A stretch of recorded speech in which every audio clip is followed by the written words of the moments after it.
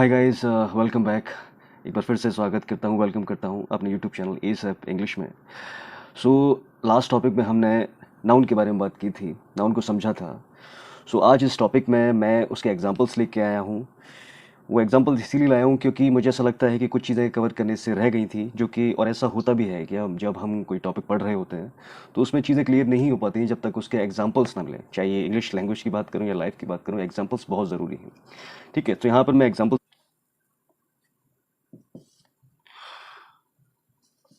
All, her, sister-in-law were very excited about her engagement। ठीक है। सो इस क्वेश्चन में एरर निकालने के लिए दिया गया है। अब यहाँ पर एक से ज़्यादा सिस्टर्स की बात हो रही है क्योंकि ऑल लिखा हुआ है। ठीक है, तो उसको प्लूरल बनाने की कोशिश की गई है, लेकिन इन लॉज को इस तरह प्लूरल नहीं बनाया जाता। यहाँ पर यहाँ एस ना होके यहाँ पर ऐसा आएगा। इन लॉज के बारे में बता दूं कि अगर बात करें सिंगुलर की बात करूं तो सिस्टर इन लॉ होता है। प्लूरल की बात करूं तो सिस्टर्स इन लॉ होता है। और अगर पोजेशन की बात करूं तो यहाँ पर सिस्टर इन लॉस होता है। यहाँ पर अपोस्ट्रोफी एस यहाँ लगता है, ना कि यहाँ। ठीक है, तो आई होप सो ये समझ में आया होगा। इन लॉस का हमेशा इसी तरह से एरर इसी तरह की आती हैं। ठीक है, दूसरा एग्जांपल लेता हूं।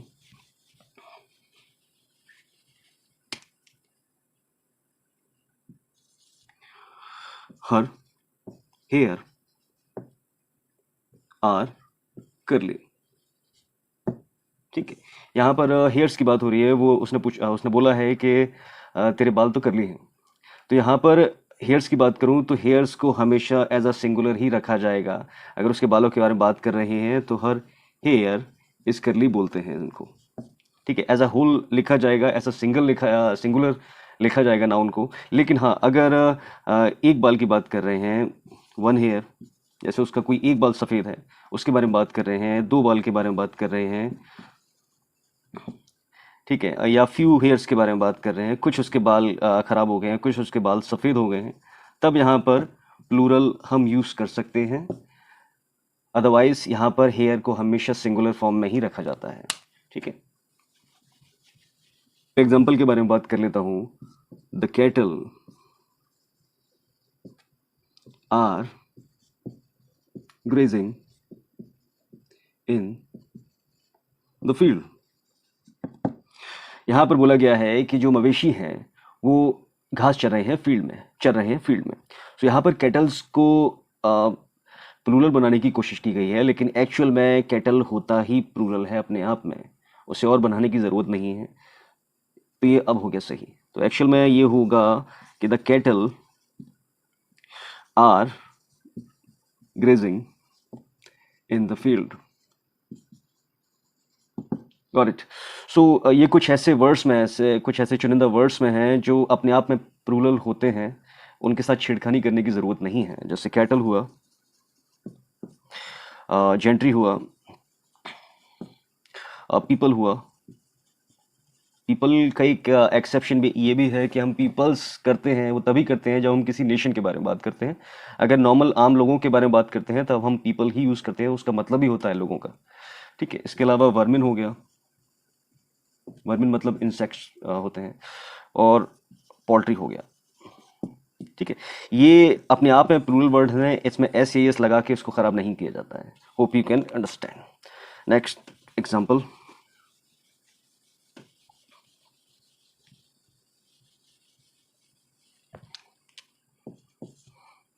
Sunita has sold all his furnitures। अब यहाँ पर फर्नीचर्स के बारे में बात करें तो फर्नीचर मतलब क्या होता है, उसमें टेबल आता है, उसमें कुर्सी आ जाता है, उसमें जो भी अंदर का सामान रहता है वो सब आता है फर्नीचर में। अब यहाँ पर क्या होगा कि फर्नीचर में एस कभी नहीं लगता है, हमेशा सिंगल ही यूज़ होता है, क्योंकि उसका मतलब ही है कि उसके अंदर जो फर्नीचर होंगे उसमें काफ़ी सारी चीज़ें होंगी, टेबल होगी, कुर्सी होगी, और भी चीज़ें होंगी। ये कुछ उस तरह से वर्ड्स हैं। ऐसे और भी वर्ड्स हैं, जैसे लगेज हो गया, न्यूज़ हो गया, एडवाइस हो गया, इंफॉर्मेशन हो गया,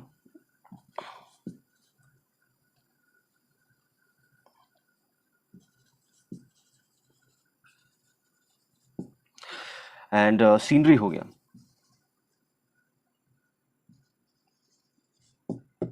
ठीक है, तो इनको हमेशा सिंगल ही यूज़ किया जाता है। हम ये फर्नीचर्स नहीं कर सकते, लगेजेस नहीं कर सकते। न्यूज़ में एस खुद से लगा हुआ है। सीनरीज में सीनरीज नहीं कर सकते, उसे कैसे भी किसी भी कंडीशन में हम सीनरी ही यूज़ करेंगे। Okay, next question, next example. Her spectacle is very nice. So यहाँ पर गलती होगी यहाँ पर, क्योंकि ये जो वर्ड्स हैं ये सिंगल यूज़ किए नहीं जाते हैं। जैसे पिछली बार मैंने बताया था कि उनमें एस आई एस लग ही नहीं सकता, यहाँ पर ये ऐसे वर्ड्स हैं। इसका आंसर होगा स्पेक्टिकल्स। इसको हमेशा ऐसे ही प्लूरल ही लिखेंगे, इसको इसमें एस लगा के रखेंगे, क्योंकि कहने की बात यह है कि यहाँ पर चश्मे की बात कर रहे हैं। चश्मे कितने होते हैं, उसमें कितने ग्लास होते हैं, 2। तो ऐसा होल यहाँ पर हम उसको प्लूरल रखते हैं। ऐसे और भी वर्ड्स हैं, जैसे प्लायर्स हुआ, बोलचाल की भाषा में उसको प्लास बोलते हैं। सीजर्स हुआ, है ना। प्लास मतलब उसमें 2 हैंडल होते हैं, ठीक है। एंड सीजर्स, उसमें भी 2 हैंडल होते हैं। इसके अलावा एग्जांपल हैं पिंसर्स, इसके अलावा बैलोस। सो ये कुछ ऐसे वर्ड्स हैं जिनको हम प्लूरल ही हमेशा यूज करेंगे, उसे सिंगुलर यूज नहीं कर सकते। एंड यहां पर ये भी होगा, ठीक है। Next, my friend bought 2 dozens eggs। अब यहाँ पर जो आंसर होगा, जो एरर होगी वो ये होगी कि हमने इस यूनिट में एस नहीं लगाना है। ये कुछ ऐसे वर्ड्स हैं जिनको अगर नंबर्स के बाद यूज़ किया जाए, नंबर्स के बाद यूज़ किया जाए, तो इनमें एस है या ई एस नहीं लगता, ये सिंगुलर ही यूज़ होते हैं। ये कुछ ऐसे वर्ड्स हैं जैसे पेयर हो गया, डजन हो गया, 100 हो गया, 1000 हो गया, ठीक है। सो इनको हम अगर नंबर के बाद यूज़ कर रहे हैं तो इनमें एस आई एस नहीं लगा सकते हैं। Okay, next example.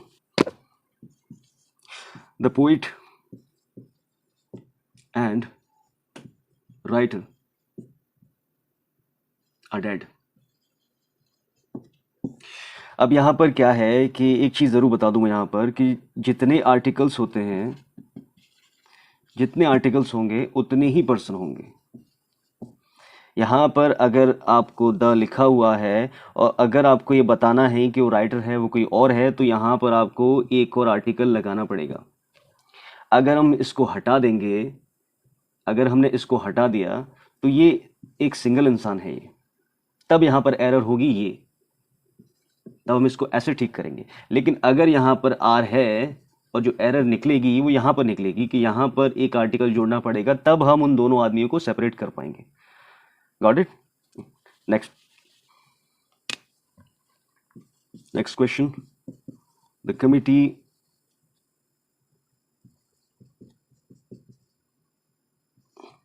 committee was divided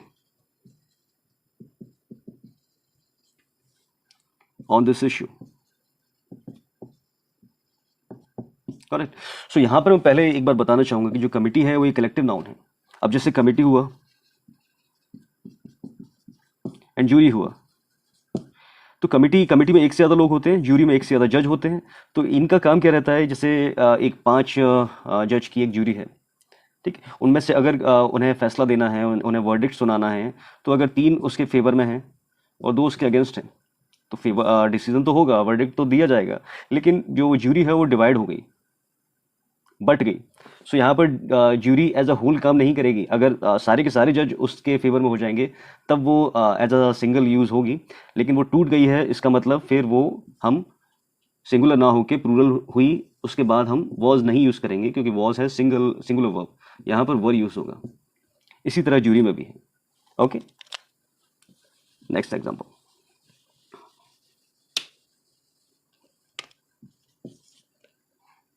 the chairs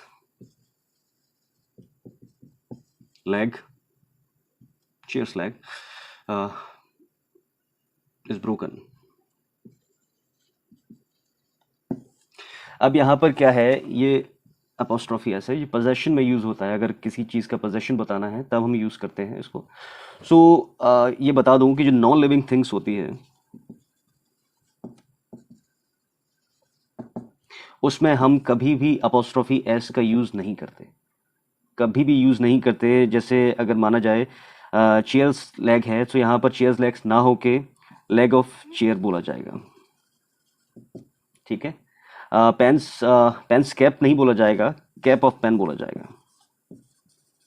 got it? Next question, next example.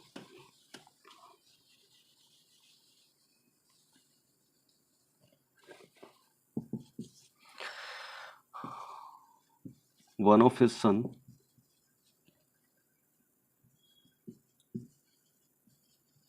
Is a teacher.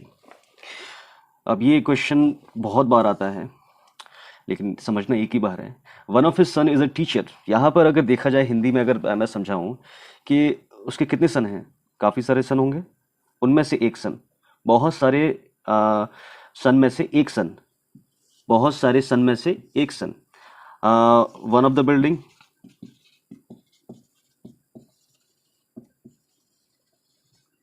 बहुत सारी बिल्डिंग में से एक building, one of the book, बहुत सारी बुक में से एक बुक। सो यहाँ पर क्या है, बहुत सारी सन की बात कर रहे हैं तो यहाँ पर प्लूरल आएगा, बहुत सारी बिल्डिंग्स के बारे में बात कर रहे हैं तो यहाँ पर प्लूरल आएगा, बहुत सारी बुक्स की बात कर रहे हैं तो यहाँ पर प्लूरल आएगा। अब ऐसा नहीं कि प्लूरल आएगा तो उसकी जो वर्ब भी होगी वो भी प्लूरल हो जाएगी, क्योंकि जो वर्ब है वो तो इसके हिसाब से चल रही है।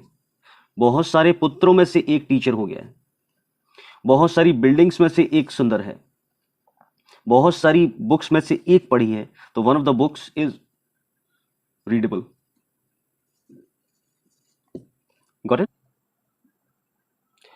सो आपने देखा कि हमने कुछ एग्जांपल्स लिए थे नाउन के, जिनकी वजह से थोड़ा सा हमें लगता है कि हमारे जो नॉलेज लेवल है नाउन का वो थोड़ा सा आगे बढ़ा होगा, थोड़ा सा वास्ट हुआ होगा। इस तरह से आगे